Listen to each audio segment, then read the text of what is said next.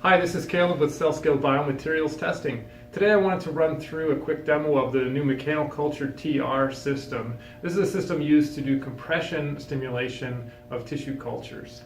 To start with, I have the well plate for the system. It's a nine well plate, and it allows you to culture 9 independent specimens through time. And the first thing I'm going to do is put together the components that are part of the area in contact with the cells. These components would all be sterilized, and this process would be run with gloves on inside of a fume hood. I'll start by putting the different O-rings on. There's an O-ring for each of the 9 wells that sits in this O-ring groove. You'll see with each of these 9 wells there's some fluid and inlet and outlet ports, 3 inlet and 3 outlet, that allow you to perfuse media while you're doing your culture to keep your cells happy. And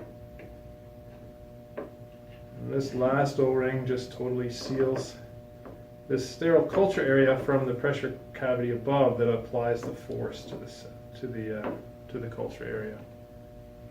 Next, I'm going to use this silicone foam as my sample material to demonstrate with. I'm going to put a single piece in each of the wells. These wells can accommodate specimens as large as 20 millimeters in diameter and up to 20 millimeters in length, depending on what type of research you're doing and what type of specimens are the best for that research. The total displacements can be up to 3 millimeters of displacement for each specimen. Alright, so I've got all 9 specimens in there. The next step is to place these stainless steel shuttles, and these are used to load the specimens when the pressure cavity deforms the membrane that sits above the culture area.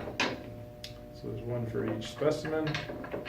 And to seal up the culture area, we have these flexible membranes so that when the pressure cavity above is pressurized, the membrane will deflect, push down on the shuttles, and compress the specimens.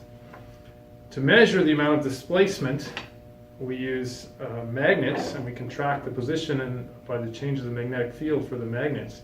And we use these magnets not only to help position the shuttles, but also to allow us to measure how far the specimens have deflected under the given amount of pressure that we're applying to the system.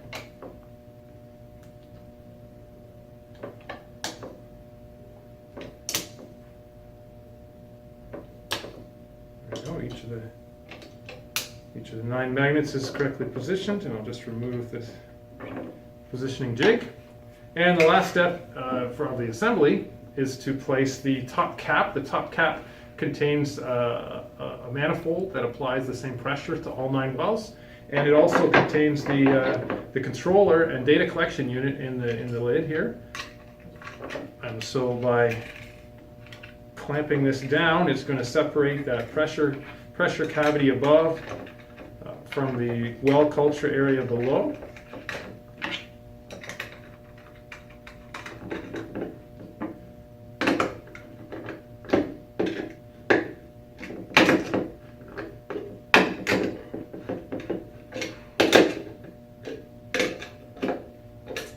There we are.